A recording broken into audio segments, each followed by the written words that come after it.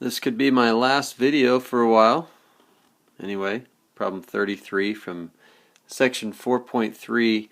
We went over this in class. You just have to take the information from the chart, f prime at different values, f at different values, and f double prime as well, and you construct your graph.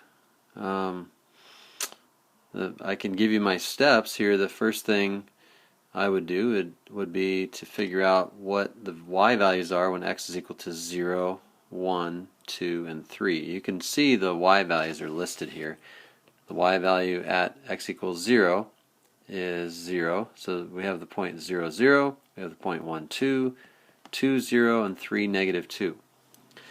Because of the second thing I did was because of the fact that f prime is positive at 0, we know we have a tangent line that has a positive slope. The derivative at 1 is equal to 0. The derivative at 2 does not exist, so there's a few ways that the graph could look. And then the derivative at 3 is negative 3. Okay.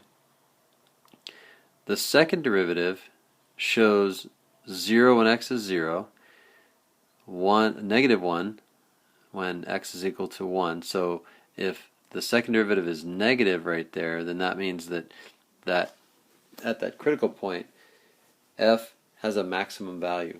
Okay, and then when f double prime doesn't exist at 2, that's consistent with our f prime here not equaling or not existing either, but also consistent with the fact that we might have a sharp corner there. And then f double prime equals 0 at x equals 3. The endpoints, we're not really concerned with what the second derivative is doing at the endpoints. However, what we are concerned with is in the lower chart, we see that f double prime is negative over the entire domain. This is a continuous function, so we can't lift our pencil. But since f double prime is negative over the entire domain, f then becomes, or f is concave down over the entire domain. So when you put it all together, f is positive, meaning the y values are positive. F prime is positive on the interval from 0 to 1, and f prime is negative on the interval from 1 to 2. So f has to be increasing, concave down, then decreasing, concave down, and then from 2 to 3, f is decreasing and concave down. So as evidenced by the chart. Oh, and then find the absolute extrema of f and where they occur. Well, we can see clearly, I guess, clearly, that f has a max. F has a max. F has a max at x equals 1. And that's an absolute max and an absolute min. I should put absolute here. So absolute max, absolute min at x equals 3. The absolute max occurs at x equals 1. Absolute min at x equals 3. Find any points of inflection. Well, there are no points of inflection, so for part B we would have none. Okay, because you can't have a point of inflection when f double prime stays negative the entire time. Sketch a possible graph of f. Already done. So, none and done. We are done with problem 33.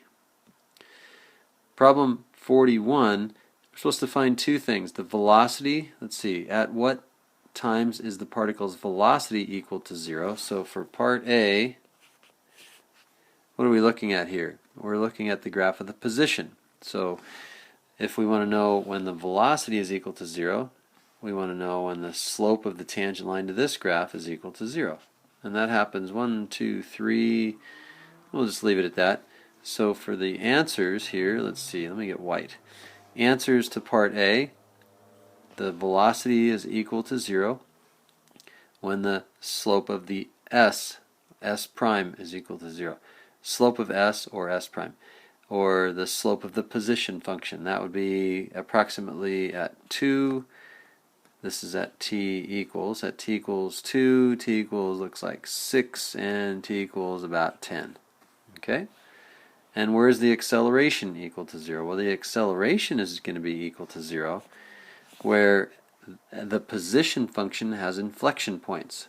So if we look at the graph closely, we see somewhere right around in this area we have a point of inflection, and it looks like I have a little dot down there, so it's maybe somewhere around this area, 4 point something. And then let's call it 4.7. And then somewhere right around in this area, S has a point of inflection, and that would indicate that A is equal to 0. So the acceleration is equal to 0. And so we're going to call that, I'm going to call that 4.7. So at the t values of 4.7 and 6, 7, 8, so like, I don't know, 7.8 or so. It doesn't really matter as long as you're understanding that where I circled the graph in purple is where S double prime would be equal to 0. And oh, looks like there's another one over here as well. Looks like somewhere over here we've got a transition from S double prime being negative to S double prime being positive. Okay, so we have concave down and then concave. Let me see if I can do this in a different color. Concave down will be in yellow. So if we think about this, concave down will be in yellow, somewhere here, and then concave up. Let's put the concave up in green. How about that? Let's see what that color looks like. So okay, so concave up in green. So we have 1, 2, 3 inflection points, and the other one would be somewhere around 13. Okay, so comma 13. That's it. That's the entire amount of work that you have to do for problem 41. Now, problem 47, connecting F, F prime, and F double prime. These are great questions, guys, that if you understand how to do these, then it really makes life easy for you, because it shows that you're understanding the connections between all of the different functions that we're talking about now. I mean, we've got 3 different functions in every problem: F, F prime, and F double prime. It gets a little confusing. Okay, and F negative 2 is 8. So the first thing I'm going to do, let's say that each of these is 2, 2, 4, 6, 8, 10.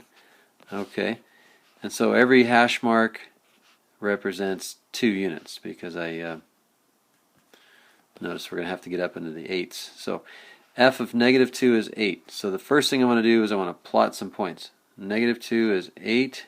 So we have the point negative 2, 8. 0, 4. F of 2 is 0. Oops. F of 2 is 0. F prime at 2 equals F prime at negative 2. Okay. And so I'm going to put my I'm going to make my horizontal tangent lines in red. So we have a horizontal tangent line at 2. We have a horizontal tangent line at negative 2. Okay, so that takes care of that. F prime of x is greater than 0 when x, the absolute value of x, is greater than 2. So in other words, when x is greater than 2, or when x is less than negative 2, that's when F prime is greater than 0. In other words, F is increasing. Okay, so F is increasing to the left there. F is increasing to the right. So that's what that's going to look like. Increasing from the left and to the right. F prime is less than 0. So F prime is less than 0 when absolute value of x, in other words, is less than 2. So in other words, when x is between negative 2 and positive 2. So that means that the graph of F is decreasing. Okay, and then, yeah, as I thought here, F double prime is less than 0 when x is less than 0. So that means that F is concave down until we get to x equals 0. So we knew that F is decreasing between the 2 critical points. And then we have concave up to the right. There. Concave up to the right of 0. That's it. Should we put concave up in a different color? How about concave up in that color there? So we can clearly see we have inflection point right there at 0, 4, and that is the graph of f. And that's it. That's it for that homework assignment.